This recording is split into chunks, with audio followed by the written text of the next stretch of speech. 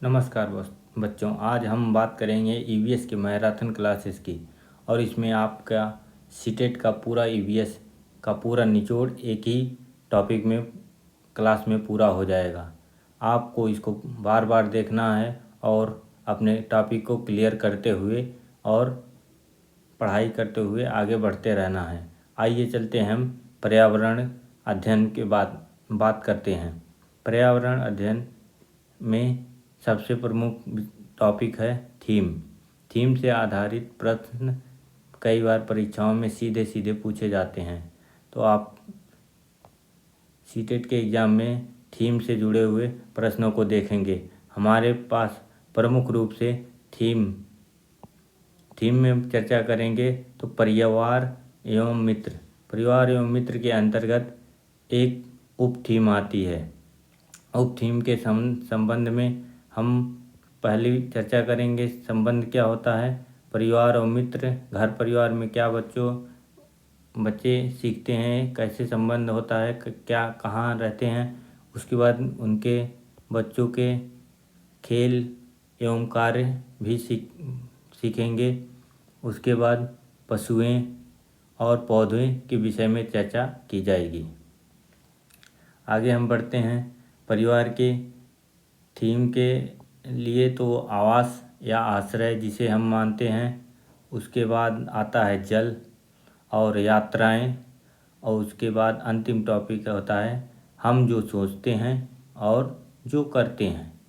ये आपके प्रमुख 6 टॉपिक आपके थीम में शामिल हैं और ये 4 टॉपिक आपके उप थीम में शामिल हैं, जहाँ से प्रश्न आते रहते हैं और भरपूर प्रश्न पूछे जाते हैं सीटेट के द्वारा। आइए हम चर्चा करते हैं कि परिवार के संदर्भ में बात करते हैं। परिवार क्या होता है और परिवार से आप क्या समझते हैं। तो परिवार का अंग्रेजी शब्द फैमिली है, जो कि एक लैटिन शब्द है। फैमुलस से बना हुआ यह फैमिली का शब्द है, जिसके 2 अर्थ होते हैं। अर्थात इसमें यदि हम बात करें पहले अर्थ की, तो पहला अर्थ परिवार से लिया जाता है, जिसमें नौकर और परिवार 2 होते हैं, और नौकर केवल पालन पोषण से संबंधित रखता है। जबकि यह प्रचलन आपको पश्चिमी देशों में देखने को मिलेगा। जैसा कि आप देख सकते हैं कि परिवार पश्चिमी देशों में जो होंगे, वहाँ पे नौकर केवल पालन पोषण के लिए रखा जाएगा। और दूसरा अर्थ है व्यापक के रूप में। इसे हम अगले पेज पे देखते हैं। परिवार का व्यापक अर्थ समझने का प्रयास करते हैं। तो परिवार का मुख्य बिंदु है, परिवार समाज की एक प्राथमिक इकाई है। तो आप समझ सकते हैं कि परिवार एक समाज की प्राथमिक इकाई है।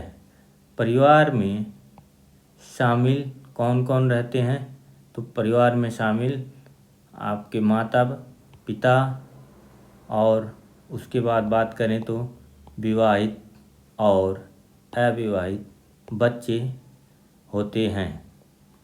अन्य सदस्यों में बात करें तो व्यापक रूप में परिवार में कौन से महत्वपूर्ण विशेषताएं होती हैं, तो उसके लिए अगला बिंदु समझते हैं। अन्य सदस्य जैसे नौकर, सेवक, आइमा इत्यादि भी भारत जैसे देश में परिवार के सदस्य ही माने जाते हैं। जबकि पश्चिमी देशों में केवल ये पालन पोषण के लिए होते हैं और इनका स्थान अलग होता है। जबकि अपने देश में नौकर, सेवक, आइमा, इनका स्थान घर के एक परिवार के सदस्य के रूप में होता है। इसलिए इसका अर्थ परिवार का व्यापक अर्थ से लगाया जाता है। इसके बाद अगले बिंदु पे चलते हैं, जहाँ पे हम देखेंगे कि परिवार में सभी लोगों अपने अपने अधिकारों और कर्तव्यों से जुड़े होते हैं। आप देख सकते हैं कि पिताजी का अलग कर्तव्य होगा, माताजी का अलग कर्तव्य होगा और बच्चों का अपना अलग कर्तव्य होगा। छोटे बच्चे होंगे तो खेलेंगे, पिताजी अपना जॉब करेंगे और माताजी घर पे गृहिणी का कार्य करेंगी। ये सारे परिवार के सभी लोगों के अपने अपने कर्तव्य एवं अधिकार होते हैं। इसके बाद हम चर्चा करते हैं अगले बिंदु पे, जिसमें आप देख सकते हैं परिवार सभी सदस्य अपने दायित्व का पालन करते हुए अपना उत्तरदायित्व भी निभाते हैं। अर्थात परिवार में दायित्व का पालन करते हैं अपना और उत्तरदायित्व भी निभाते हैं। जैसे एक बच्चा का दायित्व है पढ़ना, खेलना कूदना, वो अपना दायित्व अपना निभाता है। पिताजी का दायित्व है कि वो आर्थिक रूप से रोजगार पैसा इकट्ठा करके घर पे लाएं, तो वो अपना करते हैं। माताजी भोजन के लिए उत्तरदायित्व होती हैं, तो वो अपना भोजन बना के बच्चों को दे देती हैं और भोजन खाते हैं, अपना खेलते हैं कूदते हैं। उसके बाद आगे चलते हैं अपने अगले बिंदु पे, तो आप देखेंगे परिवार का सामान्य अर्थ। जैसे परिवार का व्यापक अर्थ है, संकुचित अर्थ है, उसी तरह सामान्यतः परिवार को कैसे हम समझ सकते हैं। तो आइए देखते हैं। परिवार एक सामाजिक संस्था है, मतलब परिवार समाज की एक ऐसी संस्था है जिसमें छोटे से यूनिट में लोग अपना रहते हैं और अपना जीवन यापन करते हैं, जिसका अपना एक चक्र होता है। अर्थात परिवार का अपना एक सामाजिक चक्र है। जैसे जन्म होगा, फिर धीरे धीरे विकास होगा, फिर अंत हो जाएगा। यह चक्र फिर पुनः जन्म होगा कहीं किसी बालक का, फिर विकास होगा और पुनः अंत हो जाएगा। इस तरह चक्र चलता रहेगा। जैसे बच्चा, फिर वो पिता बनेगा, फिर दादाजी बनेगा, उसके बाद अंत होगा, फिर ये क्रम चलता रहेगा। इसके लिए इसे एक चक्र के रूप में देखा जाता है। जैसे समझ सकते हैं, पुनः सामाजिक संस्था में जन्म मृत्यु चक्र होगा, जन्म मृत्यु का चक्र होगा। यह एक स्वाभाविक प्रक्रिया है, यह स्वाभाविक प्रक्रिया है, यह अपना चलती रहती है, स्वतंत्र प्रक्रिया है। इसमें समाज एक संस्था के रूप में कार्य करता रहता है। आइए चलते हैं अपने नेक्स्ट बिंदु पे, परिवार में शिक्षा। अपना नेक्स्ट टॉपिक है परिवार में क्या है, शिक्षा। तो चलते हैं अगले बिंदु पे, परिवार, बच्चा परिवार में और समाज से अनौपचारिक शिक्षा ग्रहण करता है।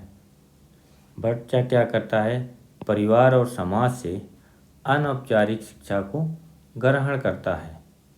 औपचारिक शिक्षा कहाँ उसे मिलती है, उसे विद्यालय में मिलेगी, किसी शैक्षणिक संस्थान में मिलेगी।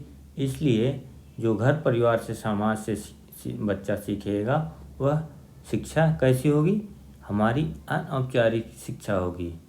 उसे ग्रहण करने के लिए वह आसपास के लोगों से अपना विचार को व्यक्त करेगा और वहाँ से जो सीखेगा उसे अनौपचारिक शिक्षा माना जाता है। दूसरी बिंदु अपना है, पारिवारिक शिक्षा में अनौपचारिक शिक्षा का साधन किसे माना गया है। बहुत ही महत्वपूर्ण प्रश्न कि पारिवारिक शिक्षा में अनौपचारिक शिक्षा का साधन किसे माना गया है। कौन वह रिसोर्स है जिसके द्वारा अनौपचारिक शिक्षा एक दूसरे से पीढ़ी से ट्रांसफ़र होती रहती है, वह है बालक। बालक को अनौपचारिक शिक्षा का साधन माना गया है, ये रिसोर्स माना गया है जिसके द्वारा अनौपचारिक शिक्षा एक परिवार में बालक को दी जाती है। अगला बिंदु है अपना सामाजिकरण। सामाजिकरण से क्या तात्पर्य है, आइए देखते हैं। किसी बालक का सामाजिक शिक्षा ही सामाजिक नियमों के अनुसार ही व्यवहार करना सिखाती है। अर्थात कोई बालक जो है वह सामाजिक नियमों को कब सीखेगा, वह ही शिक्षा समाजीकरण प्रस्तुत करती है। अर्थात बालक समाज में नियमों को जानने के लिए, समाज में व्यवहार जानने के लिए उनको अपने आचरण में ढालेगा, उनको अनुसरण करेगा, उसी अनुसार वह सीखते चलेगा। बालक सामाजीकरण का पहला पाठ कहाँ से सीखता है? बहुत ही बेहतरीन बिंदु है कि बालक, एक छोटा सा बच्चा जो होगा वह परिवार, आस पड़ोस, मित्र व खेल के मैदान से अपने पहला पाठ सीखेगा, जो कि अनौपचारिक होगा और उसे ग्रहण करने के लिए इन लोगों की आवश्यकता पड़ेगी उसे, जैसे परिवार की, आसपास पड़ोस की और मित्र व खेलने के मैदान की। यहाँ से वह सर्वाधिक भाषा कौशल का विकास करते हैं और अपनी क्रियाओं को डेली आधारित करते रहते हैं, जिससे उनका मानसिक स्तर बढ़ते जाता है। इसके बाद अगला बिंदु है, परिवार में बालक की प्रथम गुरु या शिक्षिका कौन होती हैं? तो इसमें कई बार सीटेट में सीधा सीधा पूछा है कि बालक की प्रथम गुरु या शिक्षिका कौन होती है या कौन किसको माना जाता है। उसके लिए आप समझ सकते हैं, माँ ही उसकी पहला ऑप्शन देखेंगे। उस यदि ऑप्शन में माँ न हो, परिवार हो, तो आप परिवार को, और यदि ऑप्शन में आसपास समाज हो तो आप समाज को टिक करेंगे। लेकिन पहला ऑप्शन आपका माता होगा, दूसरा ऑप्शन आपका परिवार, तीसरा ऑप्शन आसपास के लोग या समाज। आप देख सकते हैं ये थीम और ये उप थीम दोनों को मिला के एक क्वेश्चन सीटेट में पूछा गया है। आइए चलते हैं हम नेक्स्ट टॉपिक पे। लेकिन जिन बच्चों ने अभी तक सब्सक्राइब नहीं किया है तो चैनल को सब्सक्राइब कर लें। आइए अब हम जानने का प्रयास करते हैं परिवार के प्रकार। परिवार के कौन कौन से प्रकार होते हैं उसके संदर्भ में हम चर्चा करेंगे। परिवार में को हम दो पार्ट में डिवाइड कर सकते हैं। एक तो है अपना एकल परिवार, जिसे न्यूक्लियर फैमिली कहते हैं। दूसरा है अपना संयुक्त परिवार, जिसे हम जॉइंट फैमिली कहते हैं।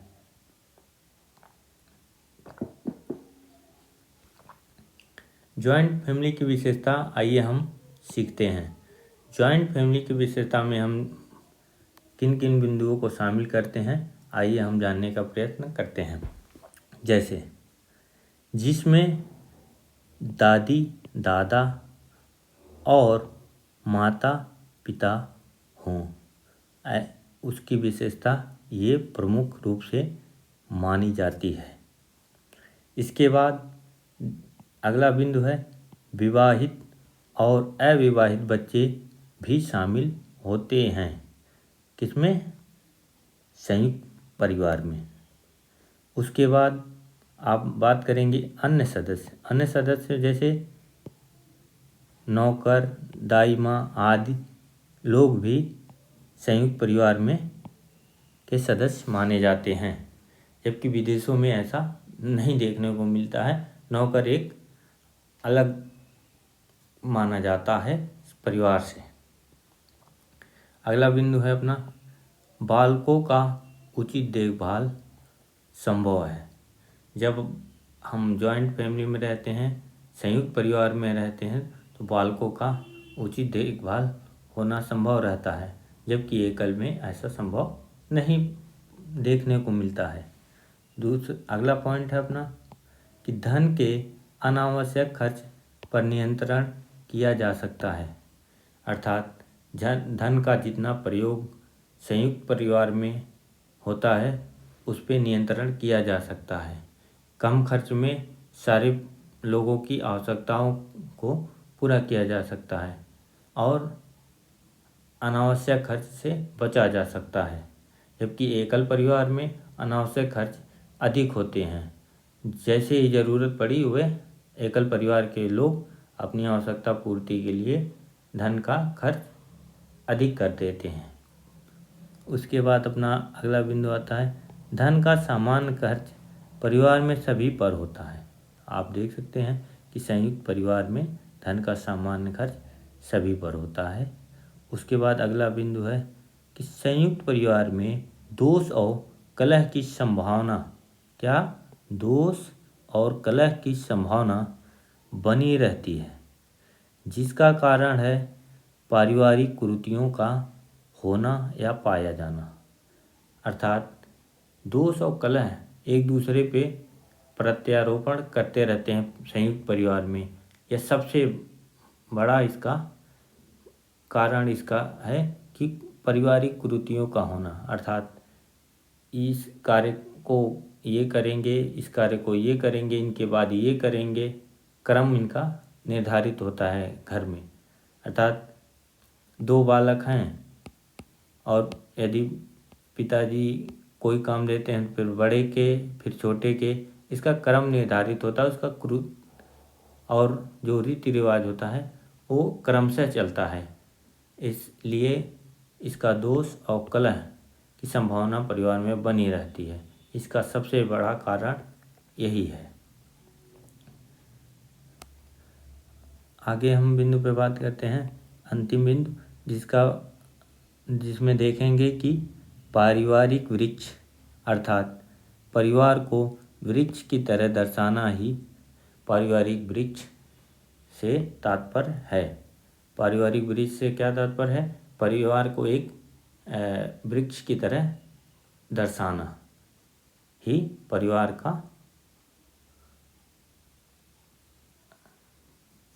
का एक स्पष्ट रूप से चित्रण प्रस्तुत करता है, जिसे हम पारिवारिक वृक्ष मानते हैं। आइए अब हम अगले चलते हैं अपने एकल परिवार पे, जिसे न्यूक्लियर फैमिली कहते हैं।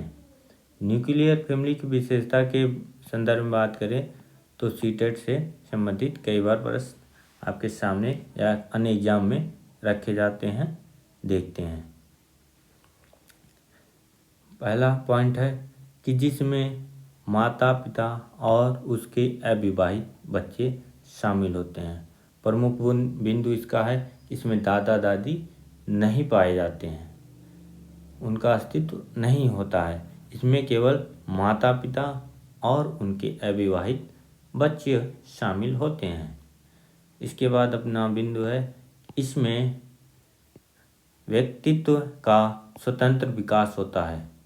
जो पर्सनालिटी होती है व्यक्ति का, वह स्वतंत्र विकास को दर्शाता है। इसके बाद अगला बिंदु है एकल परिवार में पारिवारिक कुरीतियों का अभाव होता है, जिसमें कलह कम होती है। अर्थात यदि किसी को कहीं जाना है आना है तो कोई रोक टोक नहीं होता है, स्वतंत्र रूप से कभी भी चले गए और स्वतंत्र रूप से कभी भी चले आए, कोई पूछने वाला नहीं है। कोई बाबूजी नहीं है कि आप हमारा ये कार्य करके आइएगा, ऐसा कोई कहने वाला एकल परिवार में नहीं होता है। जबकि संयुक्त परिवार में कोई सदस्य बाहर जा रहा है अब अपने बच्चों के साथ, तो उसमें कोई विवाद आ जाता है और कलह की संभावना अधिक बढ़ जाती है। प्रमुख दोष इसके क्या है कि शिशुओं के देखभाल की समस्या होती है। एकल परिवार, छोटा परिवार, जिसमें संयुक्त परिवार नहीं होता है, उसमें शिशुओं को देखभाल करने की समस्या हमेशा बनी रहती है कि हम बच्चे को कितना समय दे रहे हैं और पुरुष कितना दे रहा है, महिला कितना दे रही, दोनों में कंट्राडिक्टी हमेशा बना रहता है। इसलिए शिशुओं को देखभाल अच्छी तरीके से नहीं हो पाता है। किसी विकट संकट के समय दयनीय स्थिति हो जाती है। यदि कोई संकट आ जाए या दयनीय स्थिति आ जाए तो स्थिति और भी दयनीय हो जाती है।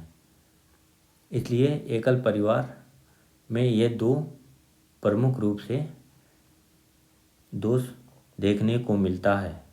आइए हम आगे बात करते हैं उपथीम के संदर्भ में। उपथीम जिसमें संबंध है, संबंध कौन कौन से हो सकते हैं इसके संदर्भ में हम चर्चा करते हैं। तो पहला अपना है रक्त संबंध, दूसरा है अपना वैवाहिक संबंध, तीसरा है अपना भावनात्मक संबंध या आधार जिसे हम मान सकते हैं। तो आइए देखते हैं रक्त संबंध क्या बता रहा है।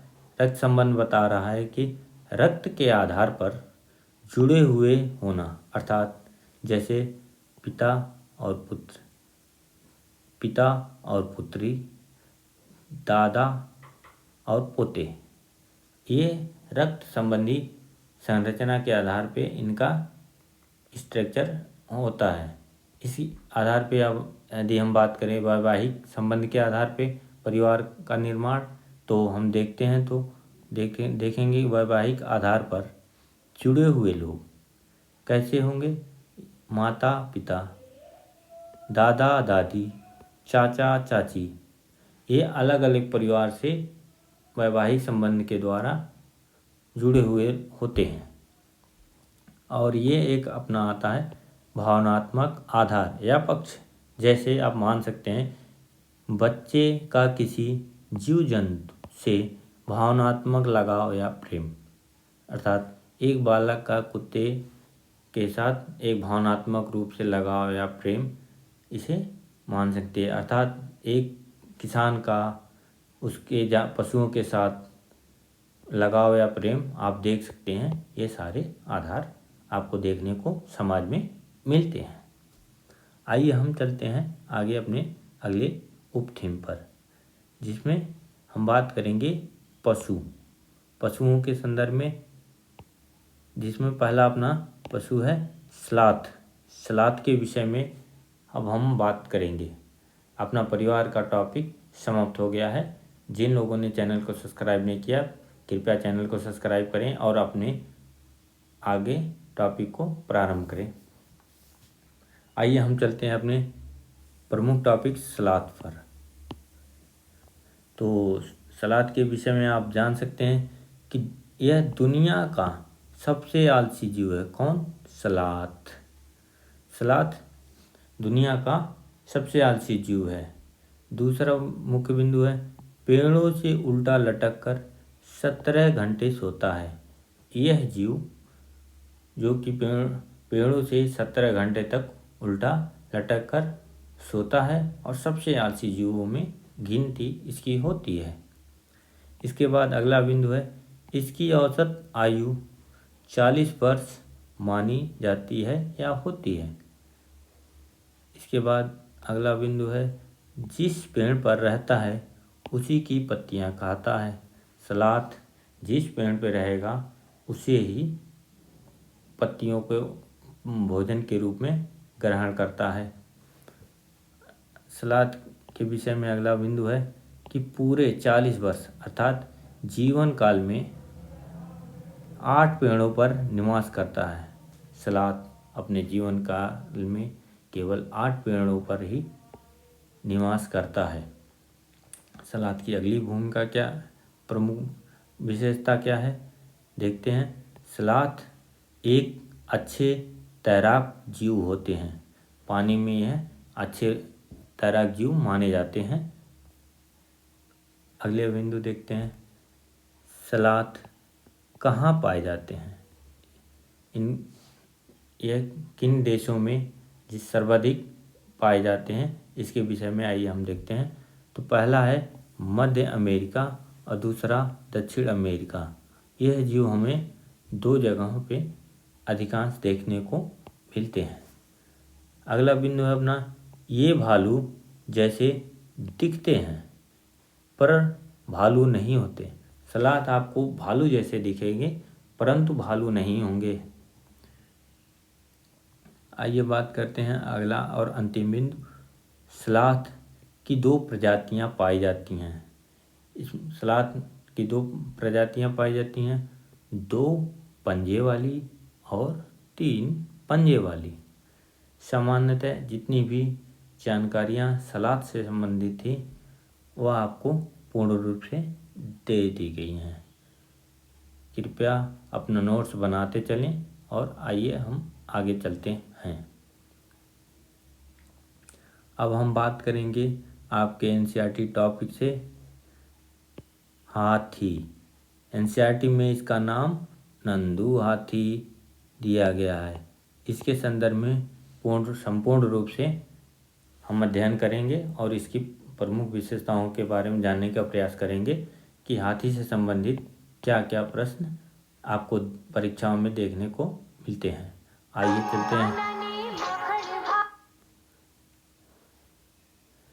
चलते हैं।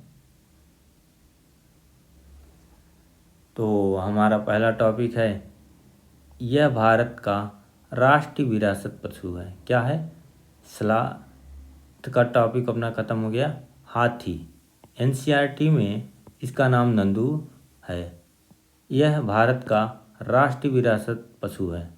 हाथी को क्या माना गया है? राष्ट्रीय विरासत पशु माना गया है। दूसरा अपना बिंदु है, दुनिया में सर्वाधिक हाथी कहाँ पाई जाती है? तो इसके लिए आप दक्षिण अफ्रीका देख सकते हैं कि वहाँ पे सर्वाधिक हाथी पाई जाती हैं। हाथी के संदर्भ में अगला प्रमुख बिंदु क्या है? भारत में सर्वाधिक हाथी कहाँ पाई जाती है? वह कर्नाटक राज्य, जहाँ पे सर्वाधिक हाथी आपको देखने को मिलेगी।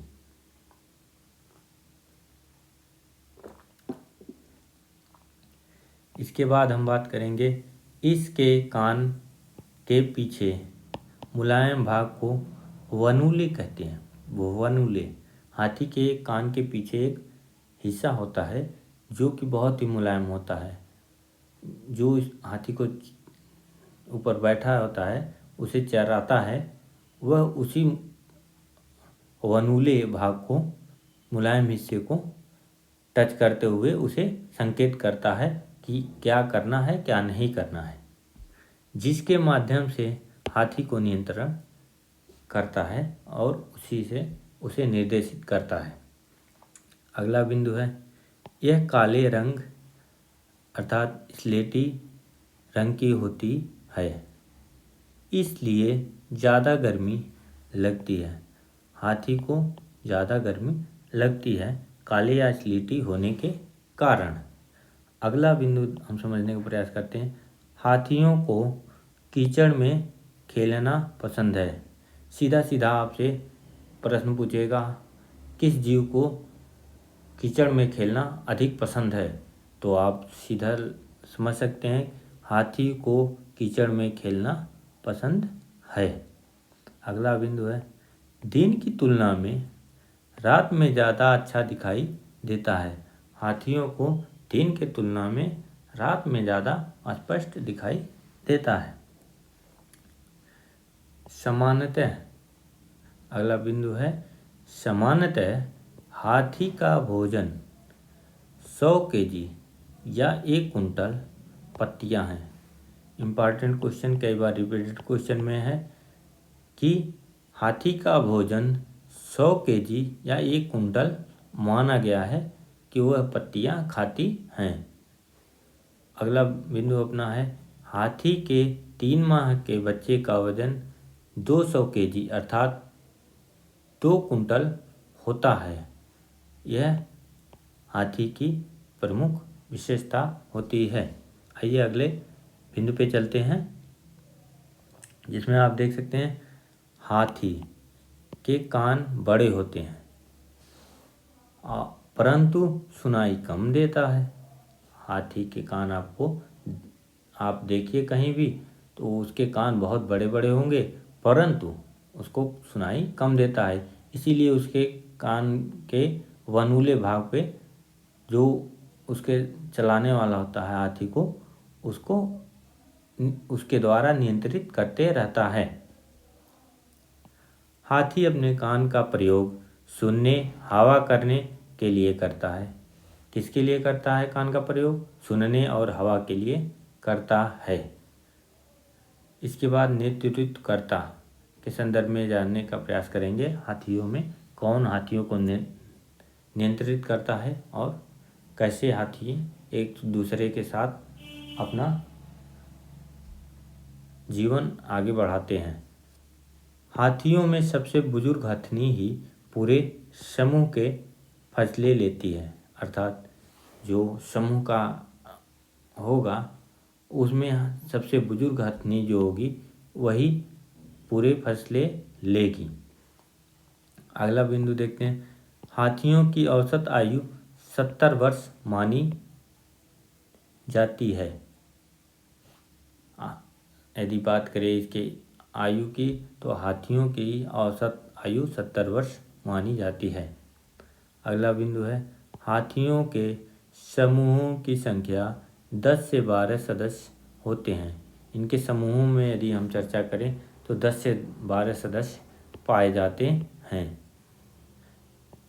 अगला बिंदु देखते हैं। नर बच्चे समूह छोड़ देते हैं 14 से 15 वर्ष की उम्र में। हाथियों के नर बच्चे जो होंगे वह 14 से 15 वर्ष की उम्र में समूह को छोड़ देते हैं। अगला बिंदु देखते हैं। हाथी बहुत कम आराम करना पसंद करते हैं, 2 से 4 घंटे। हाथी कितने घंटे आराम करना पसंद करते हैं? 2 से 4 घंटे मात्र आराम करना पसंद करते हैं। कई बार परीक्षाओं में सीधा सीधा पूछा गया है कि हाथी कितने घंटे आराम करना पसंद करते हैं। एक नोट और कर लें कि जबकि जिराफ 2 घंटे और गाय भी 2 घंटे ही आराम करते हैं, इसलिए इनकी विशेषताएं बढ़ती जाती हैं। आइए अगला बिंदु देखते हैं। नोट में हम समझने का प्रयास करेंगे कि शेर, बाघ, भालू के बच्चे को क्या कहते हैं? उसे शावक कहते हैं। शावक, तीनों के बच्चों का नाम शावक माना जाता है। अगला है अपना पेंगुइन और कौवे। कौवे के बच्चे को और पेंगुइन के बच्चे को चूजा कहते हैं। आइए हम चलते हैं अपने अगले पेज पे। जिन बच्चों ने अभी तक चैनल को सब्सक्राइब नहीं किया वो चैनल को अवश्य सब्सक्राइब कर दें। आइए चलते हैं अगला पेज बिना किसी देरी के। अब हम बात करेंगे शेर के बारे में।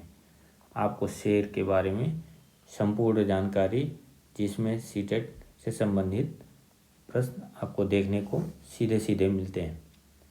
80 से 90% प्रश्न यहीं से जुड़े होते हैं। आइए देखते हैं। शेर जंगल का राजा होता है। ये तो आप पहले से ही जानते हैं कि शेर जंगल का राजा होता है।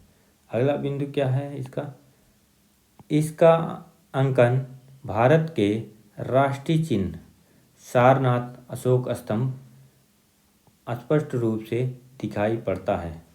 सारनाथ अशोक स्तंभ पे आपको इसका चिन्ह अंकित दिखाई देगा कि 4 शेर आपको पिलर पे दिखेंगे। शेर अपने इलाके का निर्धारण मूत्र द्वारा करता है। आप देखेंगे अधिकांश जीव जंतु इसी शैली के द्वारा अपने इलाके का निर्धारण करते हैं। इस टॉपिक में शेर भी अपने इलाके का निर्धारण मूत्र द्वारा ही करता है। अगला बिंदु है शेर अंधेरे में दिशा का ज्ञान व पत्ते हिलने में अंतर अपनी मूंछों के द्वारा करता है। अगला बिंदु बहुत ही इम्पोर्टेंट है कि अपनी मूंछों के द्वारा शेर दिशा का ज्ञान और पत्तों के हिलने और शिकार करने के लिए जानवरों में अंतर कैसे कर पाते हैं? अपने मूंछों के द्वारा ही कर पाते हैं।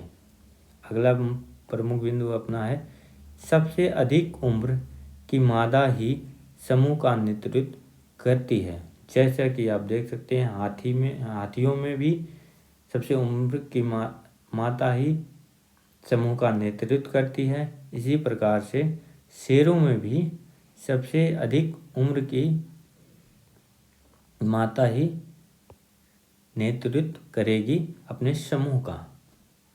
आइए अगला बिंदु देखते हैं।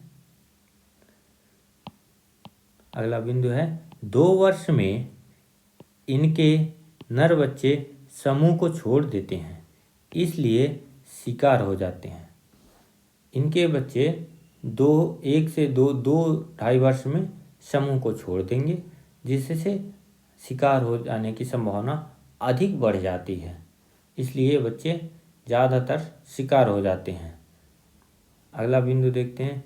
शेर पेट भरने पर 18 से 20 घंटे तक सोते हैं। यह शेर की प्रमुख विशेषता मानी जाती है। आगे चलते हैं। ज़्यादातर शिकार मादा शेरनी करती है। शेरों में ज़्यादातर शिकार कौन करता है? मादा शेरनी करती है और नर शेर भोजन को खाते हैं। नर शेर ज़्यादा शिकारी नहीं होते हैं, मादा शेर ज़्यादा शिकारी देखने को मिलती हैं। अगला बिंदु है शेर में। शेर की दहाड़ लगभग 3 किलोमीटर तक सुनाई देती है। आप शेरों के संदर्भ में समझ सकते हैं शेर की दहाड़ कितने किलोमीटर तक सुनाई देगी? 3 किलोमीटर तक सुनाई देगी। इसके बाद अगला बिंदु है शेर के बच्चे का वजन कितना होता है? 2.5 से 3 केजी के मध्य होता है। 2.5 से 3 केजी के मध्य शेर के बच्चे का वजन होता है। अपना अगला बिंदु है शेर के देखने की क्षमता कितनी होती है? 6 गुना होती है। मनुष्य की तुलना में कितनी होती है? 6 गुना होती है। वेरी वेरी इम्पॉर्टेंट पॉइंट, जहाँ से कई बार प्रश्न आपको देखने को मिलता है। शेर के, ईगल के मतलब बाज के, इन सभी के देखने की क्षमता को कई बार रिपीटेड क्वेश्चन में आपको प्रीवियस ईयर में देखने को मिलेगा। तो आप देख सकते हैं शेर के देखने की क्षमता कितनी होती है? 6 गुना होती है। आइए चलते हैं हम अपने नेक्स्ट पेज पे।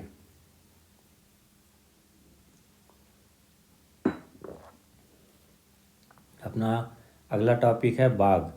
बाघ के संदर्भ में हम पूरा चर्चा करेंगे और इसकी विशेषताओं के भी बारे में जानने का प्रयास करेंगे। उससे पहले लर्नर्स एजुकेशन को जिन लोगों ने अभी तक सब्सक्राइब नहीं किया है, प्लीज़ सब्सक्राइब कर लें और वीडियो को पूरा देखें और अपने मैराथन क्लास का आनंद लें। आइए हम देखते हैं बाघ के विषय में। बाघ भारत का राष्ट्रीय पशु है। क्या है? बाघ भारत का राष्ट्रीय पशु है। दूसरा बिंदु क्या है बाघ से संबंधित? विश्व में सर्वाधिक बाघ कहाँ पाए जाते हैं? यह भी दक्षिण अफ्रीका में पाए जाते हैं। जिस तरह हाथी भी दक्षिण अफ्रीका में पाए जाते हैं, पूर्व में आप पढ़ चुके हैं। इसके बाद अपना टॉपिक आता है भारत में सर्वाधिक बाघ कहाँ पाए जाते हैं? मध्य प्रदेश। मध्य प्रदेश में सर्वाधिक बाघों की संख्या पाई जाती है। इसके बाद अगला बिंदु है अपना भारत में दूसरा राज्य जहाँ सर्वाधिक बाघ देखने को मिलते हैं या पाए जाते हैं वह अपना कर्नाटक राज्य। यहाँ पे दूसरे नंबर पे सर्वाधिक बाघ देखने को मिलते हैं। पहला अपना मध्य प्रदेश, दूसरा कर्नाटक राज्य। अगला बिंदु देखते हैं बाघ संरक्षण हेतु कौन सा प्रोजेक्ट चलाया गया था? तो 1973 में एक प्रोजेक्ट चलाया गया था। उसका नाम आप डिस्क्रिप्शन में अवश्य लिखें। चलिए आइए हम देखते हैं जिम कॉर्बेट राष्ट्रीय रामगंगा पार्क। यह कहाँ पे है? यह पार्क या उद्यान कहाँ पे है? नैनीताल उत्तराखंड में है। नैनीताल उत्तराखंड में जिम कॉर्बेट राष्ट्रीय रामगंगा उद्यान है, जहाँ पे बाघों का संरक्षण किया जाता है। आइए चलते हैं अगले बिंदु पे। बाघ के शरीर पर काली व पीली धारियाँ पाई जाती हैं, जबकि आपको शेर में ऐसा कुछ नहीं उसके देखने को मिलेगा, लेकिन बाघ में काली व पीली धारियाँ आपको देखने को मिलेगा। और यह मनुष्य के फिंगरप्रिंट की तरह यूनिक होते हैं। जो ये धारियाँ आपको देखने को मिलेंगी, काली और पीली, यह एक यूनिक धारियाँ होंगी। किसी में लंबा होगा, किसी में गोल होगा, किसी में कुछ तिरछे रंग का होगा। इस तरह उनका एक यूनिक होगा धारियों में। वह चाहे काले रंग में होंगी, चाहे पीले रंग में धारियाँ होंगी। अगला बिंदु देखते हैं। 2 से 3 वर्षों में इसके नर बच्चे समूह को छोड़ देते हैं। जैसा आप देखे हैं, शेर के बच्चे और बाघ के बच्चे, दोनों के बच्चे समूह को 2 से 3 वर्षों में छोड़ देते हैं। बाघ अपने इलाके का निर्धारण मूत्र द्वारा करता है। किसके द्वारा करता है? मूत्र द्वारा करता है। किसका? इलाके का निर्धारण। बाघ अपने मूंछों द्वारा अंधेरे में दिशा का पहचान और पत्ते हिलने व शिकार करने में करता है। जैसा कि आप देख सकते हैं, शेर हो चाहे बाघ हो, अपने मूंछों से अंधेरे में दिशा का ज्ञान या दिशा पहचानना, पत्ते के हिलने और शिकार करने में अंतर करना और जानवरों को समझना अपने मूंछों के द्वारा ही करते हैं। इसके बच्चे का वजन 1 से 1.5 केजी से लेकर 2 केजी के तक माना जाता है। 1.5 केजी के मध्य और 2 केजी के बीच में पाया जाता है। आइए हम चलते हैं अपने अगले पेज पर। यहाँ पे हम पढ़ेंगे सांपों के विषय में। भारत में कैसे सांप पाए जाते हैं और किन सांपों की चर्चा आपके एनसीईआरटी में अधिकांश रूप में देखने को मिलती है। सांपों के संदर्भ में आइए हम बात करते हैं। तो सांप को किस प्रजाति का जीव माना जाता है? तो वह है सरीसृप प्रजाति है, जो सरक कर चलते हैं। कौन सी प्रजाति है? सरीसृप प्रजाति है, जो सरक कर रेंग कर चलते हैं।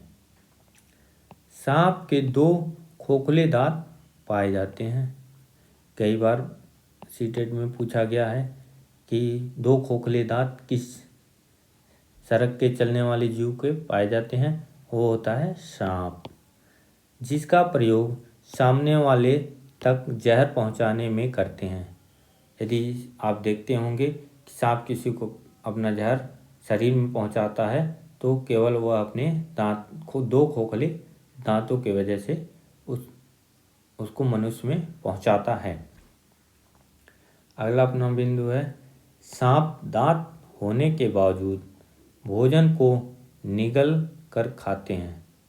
सांप भोजन को कैसे खाते हैं? सांप भोजन को निगल कर खाते हैं। उसी जगह यदि शेर और बाघ की बात करें, तो वह चीड़ फाड़ करके तब भोजन खाते हैं।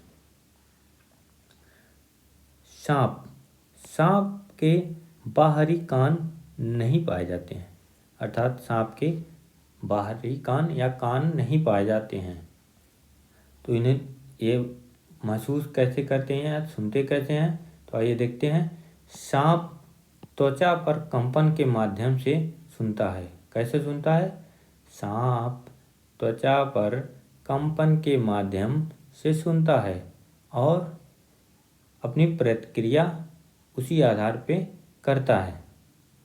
सांप के काटने की दवा के संदर्भ में बात करें, तो सांप के जहर से तैयार किसके?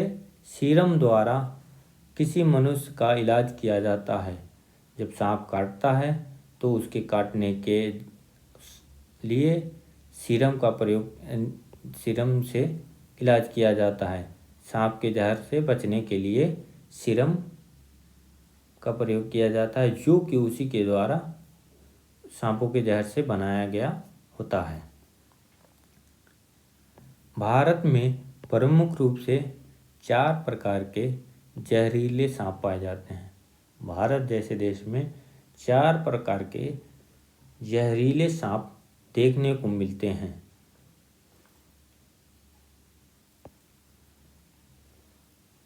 अब उसमें देखते हैं कौन कौन से होते हैं। पहला होता है नाग, किंग कोबरा जिसे आप कहते हैं। बच्चे को पालने के लिए घोंसले का निर्माण करता है, अपने ही बच्चे को खा जाता है। इसकी प्रमुख विशेषता है नाग, जो कि जहरीला होता है और जिसे हम किंग कोबरा कहते हैं, वह घोंसले का निर्माण करता है और जन्म के बाद बच्चे को स्वतः ही खाने लगता है भूख लगने पर। उसके बाद आता है करैत। करैत यह हल्के कत्थे रंग में पाए जाते हैं। ये भी जहरीले सांपों की गिनती में शामिल किए जाते हैं। आप देख रहे हैं मैराथन क्लास ईवीएस का। आइए हम आगे बात करते हैं। चैनल को सब्सक्राइब अवश्य कर लें। सांपों के संदर्भ में हम तीसरे बिंदु पे बात करें तो तीसरा बिंदु प्रमुख है दुबैया सांप। यह सबसे कम दिखाई देने वाला सांप है।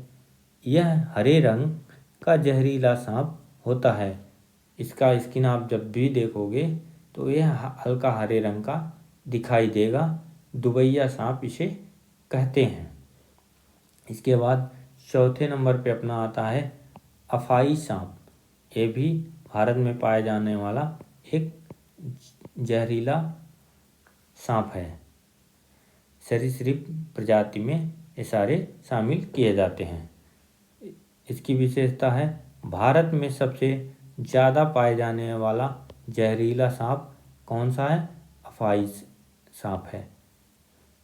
यह हल्के पीले रंग में पाया जाता है। ये कैसे पाया जाता है? हल्का इसका पीला कलर होगा, उसी कलर में ये सांप देखने को मिलेगा। धान के खेतों में सबसे ज़्यादा पाया जाता है। अफाई सांप कहाँ ज़्यादा पाया जाता है? धान के खेतों में सबसे ज़्यादा देखने को पाया जाता है। यह पीले रंग में, हल्के पीले रंग में दिखता है। आइए हम सांपों के संदर्भ में एक डांस के संदर्भ में बात करते हैं। वह है क्या है? वह है कालबेलिया डांस। इसकी विशेषताएं कई बार सीटेट में आपको देखने को मिलेंगी और ये सीधा सीधा प्रश्न भी आपको सामने देखेगा एमसीक्यू फॉर्म में। आइए देखते हैं कालबेलिया के संदर्भ में संपूर्ण जानकारी हासिल करते हैं। कालबेलिया यह एक प्रकार का नागिन डांस है। कैसा है? यह एक प्रकार का नागिन डांस है। इसका प्रचलन सर्वाधिक राजस्थान में और आंशिक प्रचलन गुजरात में के कुछ क्षेत्रों में पाया जाता है। अर्थात गुजरात के कुछ क्षेत्रों को शामिल करते हुए राजस्थान के सर्वाधिक क्षेत्र में इसका प्रचलन देखने को आप मिलेगा। कालबेलिया डांस का यह एक फॉर्म है कालबेलिया डांस।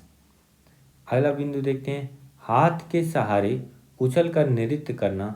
हाथ आप देखते होंगे कि हाथ को नाक की तरह बना के उछल कर डांस करते हैं लोग। उसके बाद अपनाता है नागुम्फन, अर्थात सांपों के आकृति में बनाई गई रंगोली सर्वाधिक प्रचलन पाई जाती है राजस्थान में, जिसे नागगुम्फन कहते हैं। नागगुम्फन क्या है?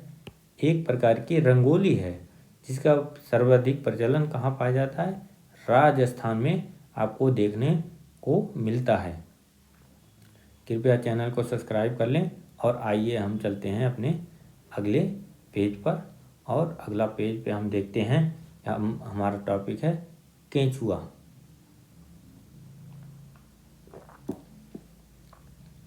केंचुए के संदर्भ में यदि हम बात करें तो केंचुए, सांप और केंचुए को किसानों का मित्र कहा गया है। क्या कहा गया है? किसानों का मित्र किसे कहा गया है? सांप को कहा गया है और केंचुए को कहा गया है। आप देख सकते हैं कि सांप धान के खेत में हल्के पीले कलर का मिलता है, अफाई सांप। तो किसान का मित्र किसे कहा गया है?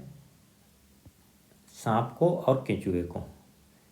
केंचुआ मिट्टी में छेद करके भुरभुरा बनाता है। क्या करता है? मिट्टी को उसे भुरभुरा बना देता है, जिससे मिट्टी में O2 अर्थात ऑक्सीजन का प्रवाह बढ़ जाता है और मृदा उपजाऊ हो जाती है। सांप भी छेद करके मिट्टी उसमें बिल कर देगा और जो कठोर मिट्टी होगी, अनुपजाऊ मिट्टी होगी, उसे बाहर कर देगा, जिससे से उसका ऑर्गेनिक खाद डालने से वो सब मिट्टी एक बराबर हो जाती है और ऑक्सीजन उसमें बढ़ जाता है, जिससे से मृदा का प्रवाह अधिक हो जाता है। और देखते हैं कि केंचुआ उसे भुरभुरा मिट्टी को कर देता है। इसी आधार पे मिट्टी का उपजाऊपन बना रहता है। आगे हम बात करते हैं अंतिम बिंदु पे।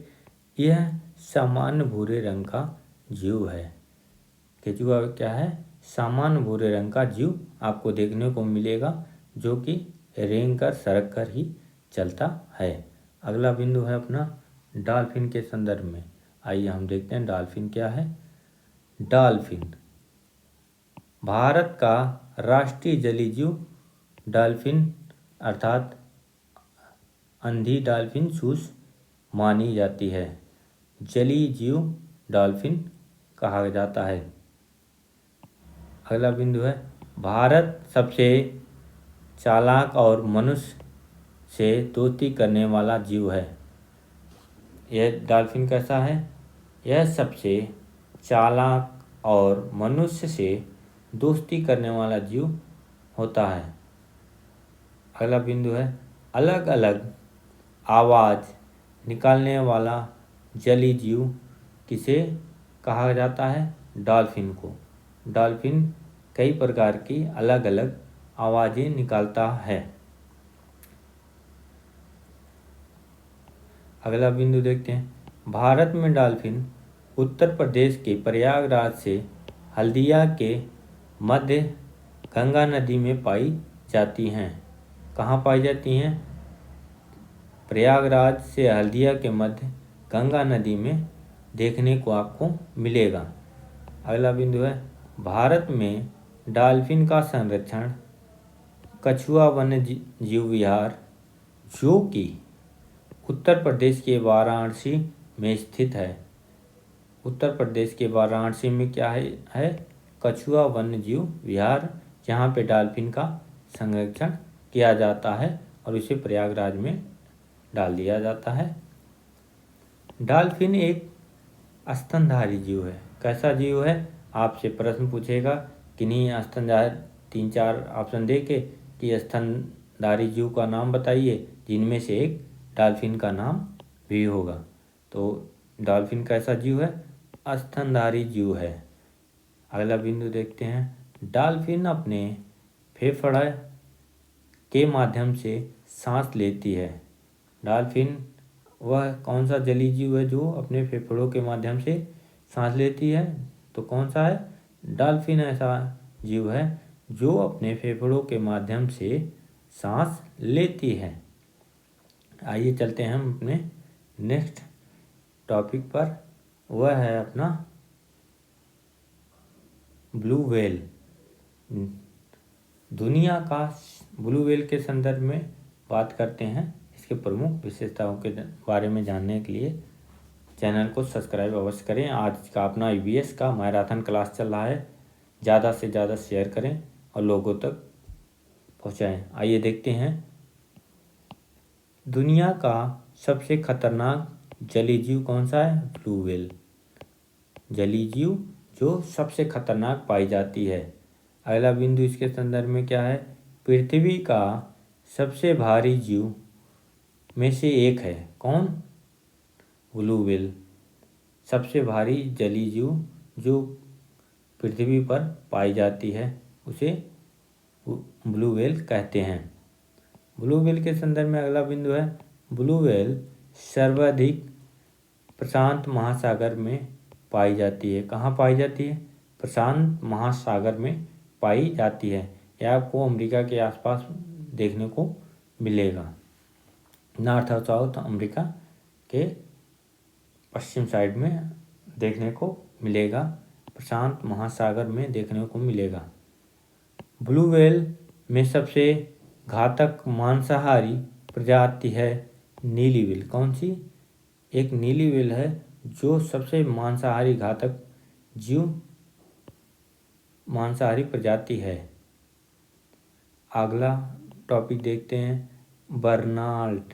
क्वेश्चन पूछा गया है कि किसके शरीर पर चिपके होते हैं? तो ब्लू व्हेल के शरीर पर एक छोटे छोटे प्रकार के जीव चिपके होते हैं जो अपना भोजन इसी के आसपास आने वाले कीड़े मकोड़े गंदगी से करते हैं। यह एक स्तनधारी जीव है। कौन? ब्लू व्हेल एक स्तनधारी जीव है। यह अपने फेफड़ों के माध्यम से सांस लेती है। फेफड़ों के माध्यम से कौन सांस लेती है? ब्लू व्हेल अपने फेफड़ों के माध्यम से सांस लेती है। आइए हम चलते हैं अब मकड़ी के बारे में। मकड़ी आप पढ़ चुके देखे होंगे। आइए उसी के संदर्भ में बात करते हैं।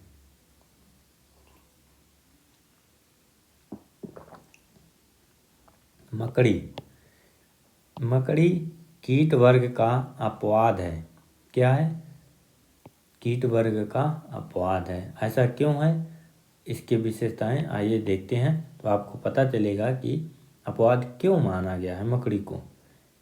मकड़ी कीट में 6 पैर पाए जाते हैं। जितने प्रकार के कीट आपको देखने मिलेंगे, कीड़े मकोड़े मिलेंगे, उसमें 6 पैर पाए जाएंगे, परंतु मकड़ी में 8 पैर पाए जाते हैं। इसलिए यह कीट वर्ग का अपवाद माना जाता है। मकड़ी एक सामाजिक जीव नहीं है, अर्थात परंतु हमारे घरों में रहती है। यह सामाजिक जीव न होने के बावजूद भी आप देख सकते हैं कि घरों में जाला बना के और ये मकड़ी रहती हैं।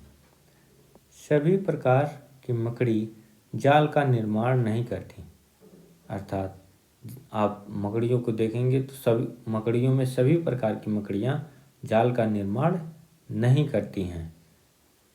तो कौन सी करती हैं? देखते हैं। मकड़ी प्रजनन के पश्चात इसकी मादा अपने नर को जान से मार देती है। आप देख सकते हैं जो मकड़ी होगी वो प्रजनन के पश्चात मादा अपने नर को मार देगी और अपना जाल मकड़ी स्वयं बनाएगी। आइए हम आगे चलते हैं अपने नेक्स्ट टॉपिक पे, जो कि है मधुमक्खियों के संदर्भ में। एनसीईआरटी में किस टॉपिक के नाम से जाना जाता है? अनीता की मधुमक्खियाँ। किससे? अनीता की मधुमक्खियों के संदर्भ में हम संपूर्ण चर्चा करेंगे। और जिन लोगों ने चैनल को सब्सक्राइब नहीं किया और शेयर नहीं किया, जल्द से जल्द शेयर कर लें और सबको बता दें कि आज का अपना ईवीएस का मैराथन क्लास चल रहा है। आइए चलते हैं हम अनीता की मधुमक्खियाँ या मधुमक्खी टॉपिक पे, जो कि एक बहुत विशेषता रखता है हमारे सीटेट एग्जाम में। मधुमक्खी पालन को एपीकल्चर कहते हैं। क्या कहते हैं? एपीकल्चर कहते हैं। दूसरा बिंदु है मधुमक्खियाँ समूह में निवास करती हैं। आप देखते हैं कि मधुमक्खियाँ झुंड बना के एक समूह में निवास करती हैं। मधुमक्खियों से शहद प्राप्त होता है। शहद किससे प्राप्त होता है? मधुमक्खियों से हमें शहद प्राप्त होता है। शहद जो कि कभी खराब न होने वाला खाद्य पदार्थ है। आप जहाँ समझ सकते हैं कि शहद जो कि कभी न खराब होने वाला एक खाद्य पदार्थ में शामिल किया जाता है। अगला बिंदु है, भारत के किस राज्य में सर्वाधिक पालन किया जाता है? इसका मधुमक्खियों का। वह है बिहार राज्य में सर्वाधिक पालन इसका किया जाता है। अगला बिंदु है, छत्ते में अलग अलग मधुमक्खियाँ होती हैं।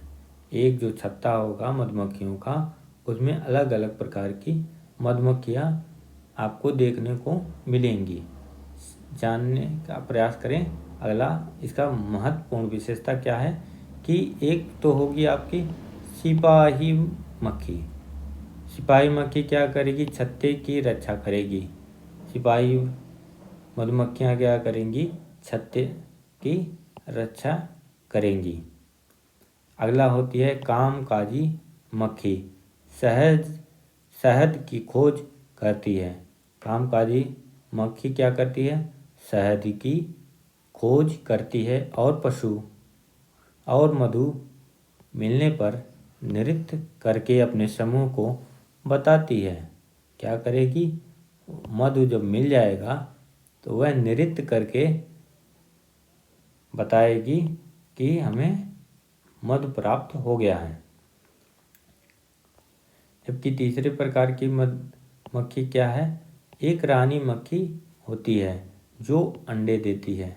तो आप देख सकते हैं, एक सिपाही मक्खी हो गई, एक कामकाजी मक्खी हो गई, एक रानी मक्खी हो गई। तो 3 प्रकार की या अन्य और भी होंगे जो अपना कार्य करते रहेंगे।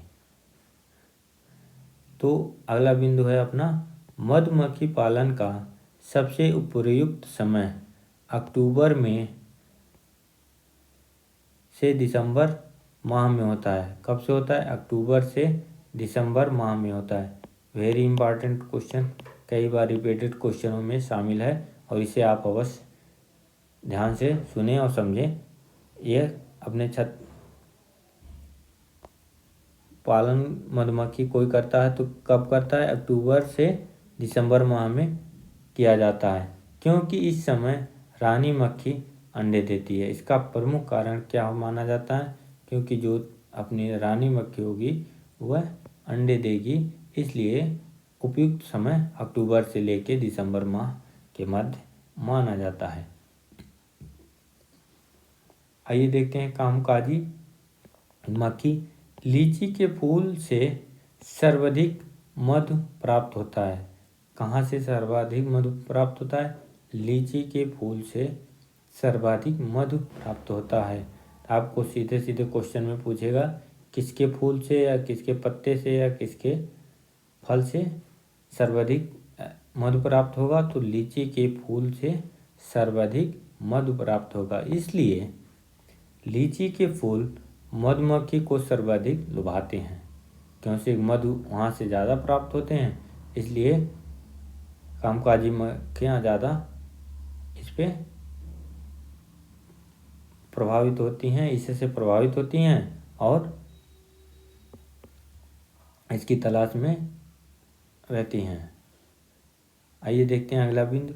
मधुमक्खी पालन के लिए लकड़ी का बॉक्स और चीनी पानी के घोल की आवश्यकता पड़ती है। वेरी इंपॉर्टेंट पॉइंट कि किसकी आवश्यकता पड़ेगी आपको? उसके लिए बॉक्स और चीनी पानी के घोल की आवश्यकता पड़ेगी, वो भी अक्टूबर से लेकर दिसंबर माह के मध्य। सर्वाधिक मधु प्राप्त किससे होता है? लीची के फूल से होता है। यह सारी विशेषताएं आपको मधुमक्खी के संदर्भ में देखने को मिलेगा। अनीता की मधुमक्खियाँ, यह टॉपिक आपका समाप्त हुआ। और आइए हम चलते हैं रेशम के कीड़े के तरफ। आइए देखते हैं कि इसकी क्या विशेषता है, जो कि एनसीईआरटी में कई बार रिपीटेड क्वेश्चनों में देखने को आपको मिलेगा। तो आइए देखते हैं। रेशम कीट पालन को व्यवसायी स्तर पर सेरीकल्चर कहते हैं। रेशम कीट पालन को व्यावसायिक स्तर पर क्या कहते हैं? सेरीकल्चर कहते हैं। अगला बिंदु क्या है? रेशम का कीड़ा शहतूत किसके? शहतूत के पेड़ पर पाला जाता है। किसके पेड़ पे? शहतूत के पेड़ पे पाला जाता है। ये कीट मादा को उसके गंध से कई किलोमीटर दूर से ही पहचान लेते हैं। जो कीट होंगे वह मादा कीट को कई किलोमीटर दूर से ही पहचान लेंगे, उसकी गंध से पहचान लेंगे। यह इसकी प्रमुख विशेषता पाई जाती है, जो कि वेरी इंपॉर्टेंट है, कई बार एग्जामिनेशन में पूछ रखा है। आप इसे इम्पॉर्टेंट पॉइंट नोट कर लीजिए। आइए चलते हैं हम चींटियों के संदर्भ में। चींटियों के संदर्भ में प्रमुख विशेषता क्या है? चींटियाँ एक शाकाहारी जीव हैं। कैसा जीव हैं? शाकाहारी जीव हैं। चींटियों के संदर्भ में दूसरा पॉइंट देखते हैं। छोटी छोटी लाल चींटियों को अपघटक में शामिल करते हैं। किनको शामिल किया जाता है? जो लाल चींटियाँ होती हैं उनको अपघटक में शामिल किया जाता है। अगला बिंदु है चींटियाँ अपने पीछे गंध छोड़ती हैं, जिससे पीछे की चींटियाँ लाइन लगाकर आती हैं। अब देखते हैं एक के बाद एक के बाद एक के बाद चींटियाँ चलती रहती हैं। और ये कैसे चलती हैं? इनके पास आँख तो होता नहीं है। ये एक दूसरे के पीछे गंध छोड़ती चली जाएंगी और वे उसके पीछे पीछे आती रहेंगी, इसलिए ये लाइन लगाकर चलती हुई दिखेंगी। अगला अपना है बिंदु दीमक। दीमक के विषय में चर्चा करते हैं। आइए देखते हैं इसे क्या कहते हैं? सफ़ेद अपघटक कहते हैं, भी कहते हैं। यह एक सामूहिक जीव है। दीमक क्या है? सामूहिक जीव है और इसे सफ़ेद अपघटक में शामिल करते हैं। दीमक सर्वाधिक घातक किसके लिए है? वनस्पति जगत के लिए है। वनस्पति जगत के लिए दीमक सर्वाधिक घातक है। आइए चलते हैं ततैया पे। ततैया क्या है देखते हैं। ततैया एक सामूहिक जीव है। क्या है? सामूहिक जीव है। यह एक शाकाहारी जीव भी है। ततैया कैसा है? एक तो सामूहिक जीव है और दूसरा शाकाहारी जीव है। ततैया के विषय में दो प्रमुख विशेषताएं आपको एनसीईआरटी में देखने को मिलेंगी। आइए चलते हैं हम अपने अगले पेज पे। अगला बिंदु है अपना गिद्ध, चील और बाज। इनसे जुड़े कई प्रश्न आपको एनसीईआरटी सीटेट में देखने को मिलेंगे। आइए हम बात करते हैं गिद्ध, चील और बाज के संदर्भ में।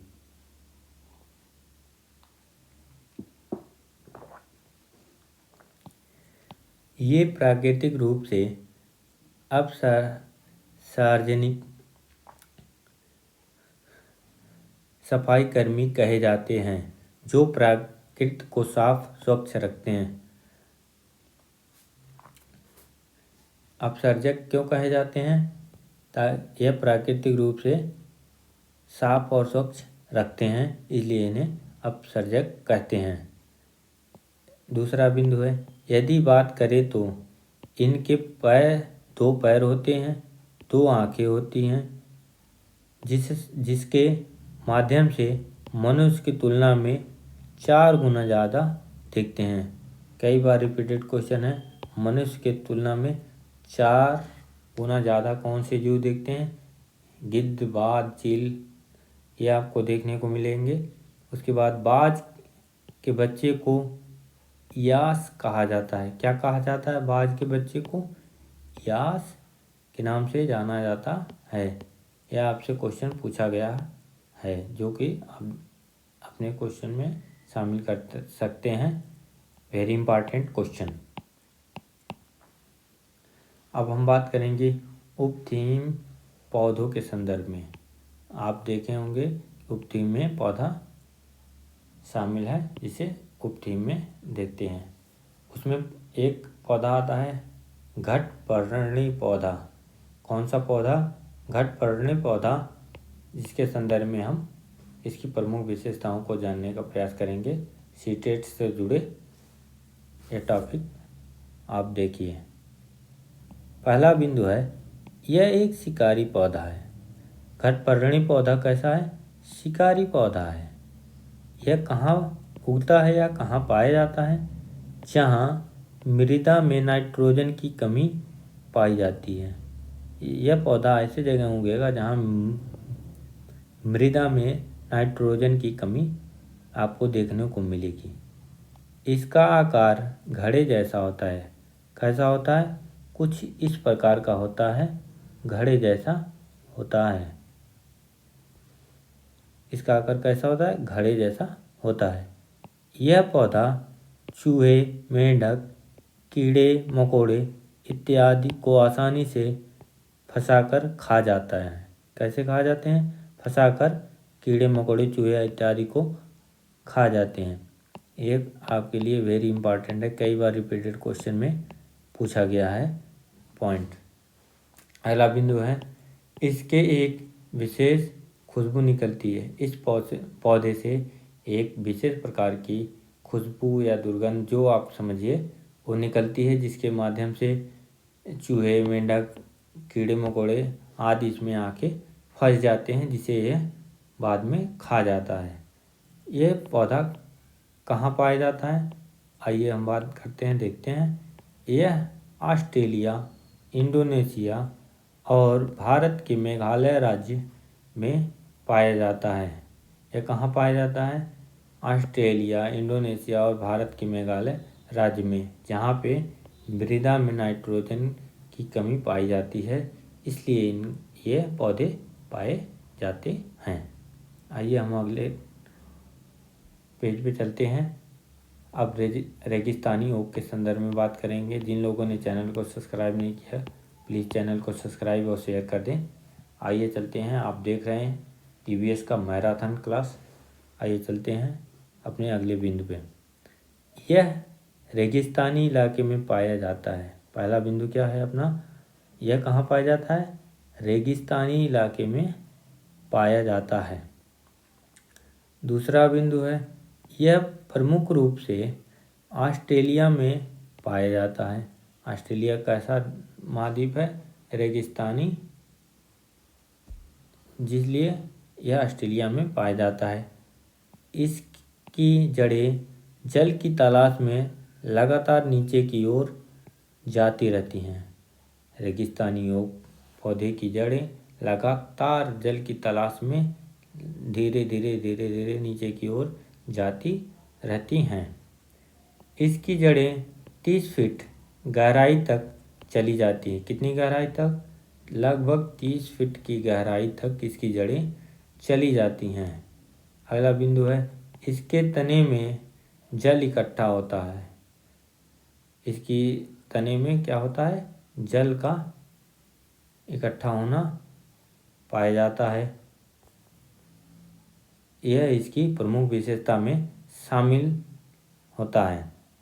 स्थानीय लोग जल की समस्या होने पर इसके तने से जल प्राप्त करते हैं। स्थानीय लोग जल प्राप्त कैसे करते हैं? इकट्ठे हुए जल को इसके तने से प्राप्त करते हैं। वो कैसे करते हैं? आइए देखते हैं अगला बिंदु। इसके लिए वे अपने साथ चाकू और छोटी पाइप रखते हैं। चाकू से तने को हल्का सा काट देंगे और पाइप को उसमें लगा के पानी किसी बर्तन में या किसी चीज़ में संचित कर लेंगे। इसलिए वो अपने साथ चाकू और छोटी पाइप रखते हैं। यह हुआ अपना रेगिस्तानी ओक के विषय में संपूर्ण जानकारी। आइए हम चलते हैं अब अपने अगले टॉपिक। इसका नाम है बरगद। बरगद के विषय में प्रमुख विशेषताएं क्या देखने को मिलती है हमें सीटेट के संदर्भ में? आइए देखते हैं, चर्चा करते हैं। यह एक विशाल छायादार वृक्ष है। कैसा वृक्ष है? छायादार विशाल वृक्ष है। इसकी जड़ें दूर दूर तक फैली हुई होती हैं।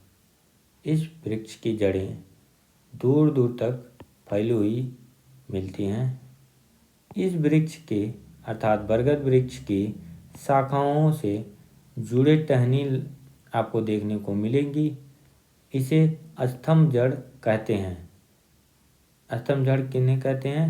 जो शाखाओं से जुड़ी हुई होती हैं और लटकती हुई आपको देखने को मिलेंगी, उसे स्तंभ जड़ कहा जाता है।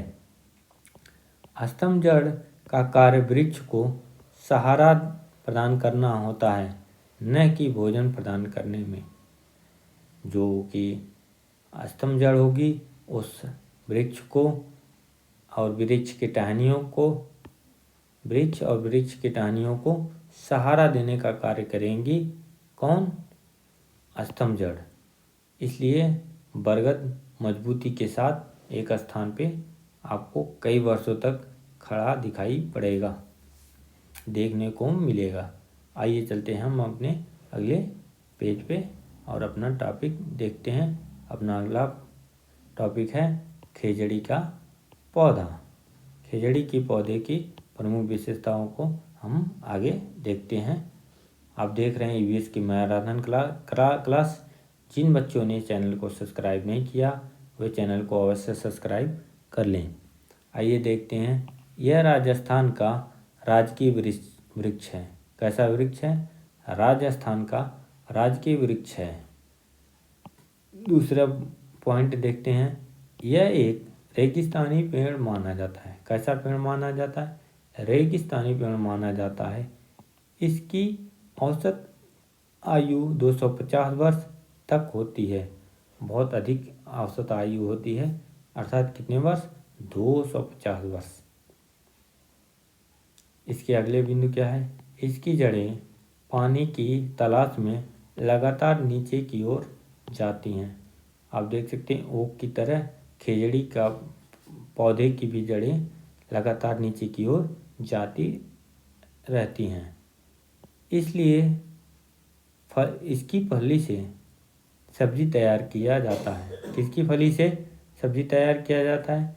खेजड़ी के पौधे की फली से सब्जी तैयार किया जाता है और इसके छाल से दवा तैयार किया जाता है।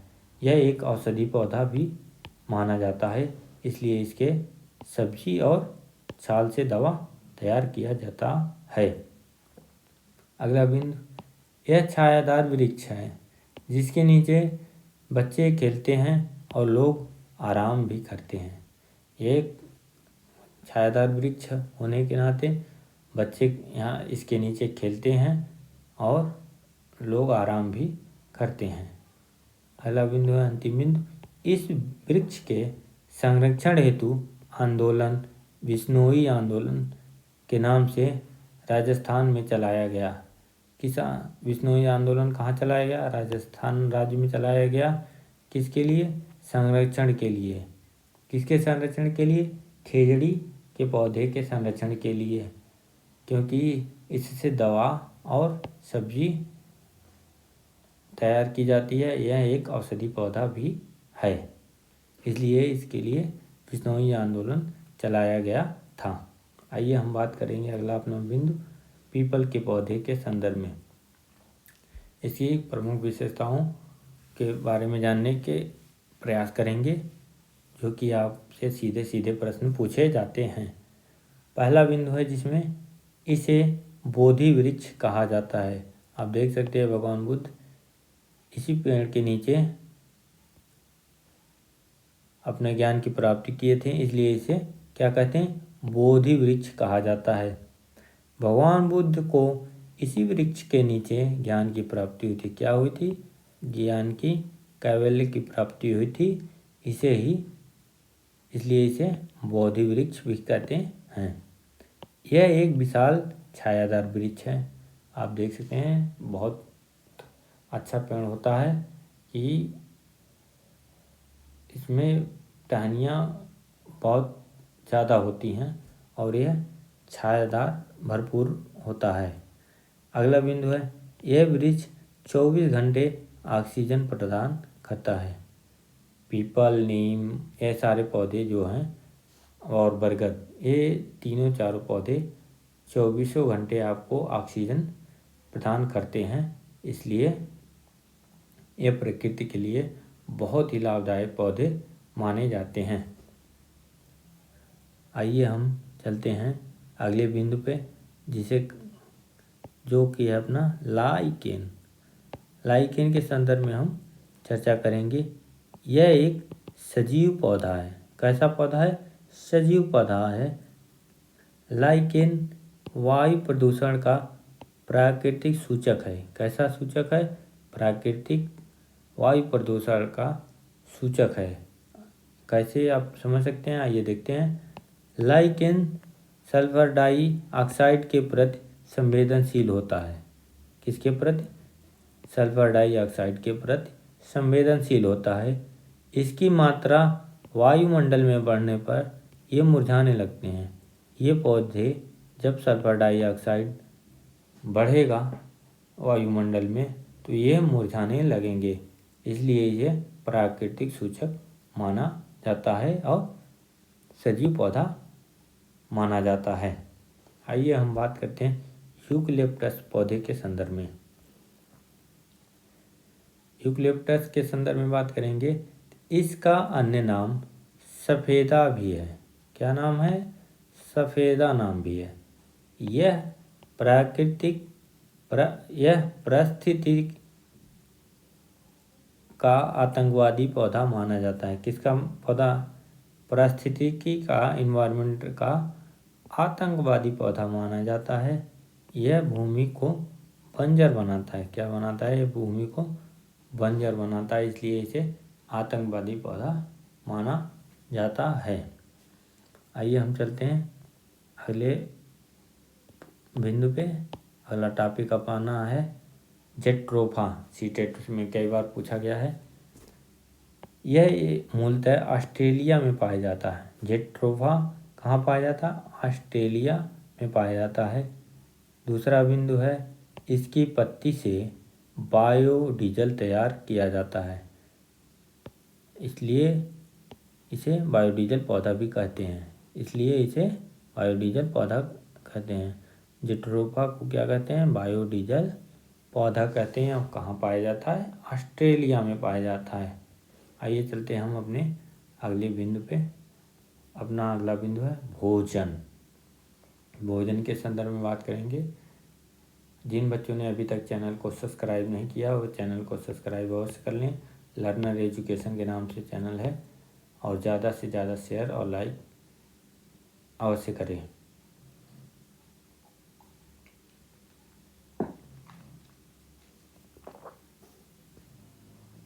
आप देख रहे हैं ईवीएस का मैराथन क्लास। इसमें हम टॉपिक बात करेंगे भोजन के संदर्भ में। भोजन कैसे कैसे होते हैं? शाकाहारी, मांसाहारी और सर्वाहारी। जो पेड़, पौधे या उससे किसी भाग पर निर्भर करता है, जैसे भैंस, हिरन, गाय, बकरी, खरगोश, उन्हें शाकाहारी माना जाता है। पेड़ या पौधे के किसी भाग पर निर्भर करते हैं, उन्हें शाकाहारी माना जाता है। दूसरा पॉइंट है मांसाहारी। जो पोषण की पूर्ति केवल मांस खाकर करते हैं। जो पोषण की पूर्ति केवल मांस खाकर करते हैं, जैसे शेर, बाघ, तेंदुआ, लोमड़ी, जंगली कुत्ता, छिपकली, मेंढक इत्यादि अपना भोजन मांस के द्वारा ही पूरा करते हैं, इसलिए इन्हें मांसाहारी जीवों में शामिल किया जाता है। तीसरा आता है सर्वाहारी, जिसमें शाकाहारी और मांसाहारी दोनों जीवों की विशेषता पाई जाती है, जैसे मनुष्य, कौवा, गीदड़, कुत्ता, बिल्ली। यह सर्वाहारी जीवों में शामिल पाए जाते हैं। आइए हम देखते हैं भोजन के आधार पर जीवों के दांतों की संरचना। कि भोजन के आधार पर जितने प्रकार के जीव होंगे उनके दांतों की संरचना कैसी कैसी होंगी। जिसमें पहला अपना है गाय। गाय के संदर्भ में देखते हैं आगे के दोनों दांत छोटे होते हैं। किसके? गाय के ताकि वो घास और भूसा को सुरख कर खा सकें। इसके पीछे के दांत चौड़े होते हैं ताकि भोजन को चबाकर खा सके। चबाने के लिए जो पीछे के दांत होंगे वह चौड़े होंगे और आगे के छोटे छोटे इनके दांत पाए जाते हैं, जिसे घास और भूसा सुरख कर खा सकें। आगे आता है कुत्ता, शेर, बाघ, बिल्ली। इनके दांत की संरचना इस प्रकार होती है कि ये अपने भोजन को काट कर और फाड़ कर खा सकें। शेर, बाघ, कुत्ता, बिल्ली, ये सारे जीव के दांत की संरचना ऐसा होता है कि ये काट कर और फाड़ कर भोजन को खा सकें। अगला अपना है चील। चील ऐसा पक्षी जो शिकार को फाड़ कर खाते हैं। चील अपने शिकार को फाड़ कर खाते हैं। आइए अगला देखते हैं कबूतर के विषय में। कबूतर की चोंच की संरचना अंदर से सीढ़ी नुमा होती है। कैसी होती है? अंदर से सीढ़ी नुमा होती है, जिसमें ये दाने को पीस कर खाते हैं। आप देखेंगे कबूतर कुटुर को करते हुए धीरे धीरे सीढ़ी नुमा आकार के दांत में पीस कर दाने को खाते हुए दिखाई पड़ेंगे। अब आता है बगुला, जिसे बगुला भगत के नाम से आप जानते हैं। बगुला के संदर्भ में पढ़ेंगे। इसके चोंच की संरचना हल्की तिरछी होती है। कैसी होती है? हल्की सी तिरछी होगी। इसके ये जल के अंदर से कीड़े मकोड़े व मछली को आसानी से पकड़ कर खा सकते हैं। कैसे खा सकते हैं? कीड़े मकोड़े और मछली को आसानी से पकड़ कर खा सकते हैं। अगला बिंदु है गिलहरी। गिलहरी के संदर्भ में बात करते हैं। गिलहरी हमेशा कुछ न कुछ कुतरती रहती है। कैसे कुतरती रहती है? ताकि इसके आगे के दांत न बढ़ सकें। गिलहरी हमेशा कुछ न कुछ कुतरती रहती है। इसका कारण क्या है? जिससे उसके आगे के दांत न बढ़ सकें। जबकि यदि हम चूहे के संदर्भ में बात करें, चूहा हमेशा कुछ न कुछ कुतरता रहता है ताकि उसका गला बंद न हो जाए, अर्थात सूख न जाए। इसलिए वो चूहा हमेशा कुछ न कुछ देखे होंगे घरों में कुतरते हुए आपको मिलेंगे। अगला आता है सांप। सांप अपने दांतों का प्रयोग दूसरों तक जहर पहुंचाने में करता है, जबकि भोजन निगल कर करता है। अगला है मनुष्य। मनुष्य कैसे अपने भोजन का, यह अपने भोजन को काट कर, फाड़ कर, पीस कर, चबा कर खा सकते हैं। ये सारी विशेषताएं आपको देखने को मिलेंगी मनुष्य के द्वारा।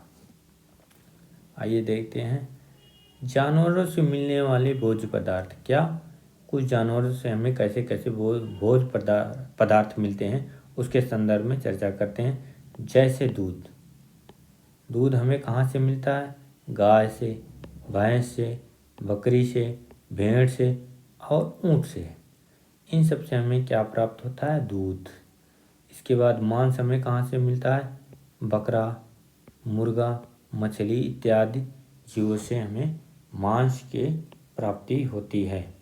मांस में सर्वाधिक प्रोटीन पाया जाता है। इसके बाद अंडा। अंडा कहाँ किससे मिलता है? मुर्गी से, बत्तख से, शुतुरमुर्ग। इन सब जीवों से हमें भोज्य पदार्थ देखने को मिलते हैं। जिन बच्चों ने अभी तक चैनल को सब्सक्राइब नहीं किया है, प्लीज़ चैनल को सब्सक्राइब करें और शेयर और कमेंट अवश्य करें। आइए हम चलते हैं अपने अगले बिंदु पे, जो है कि भोजन के खाए जाने वाले भाग।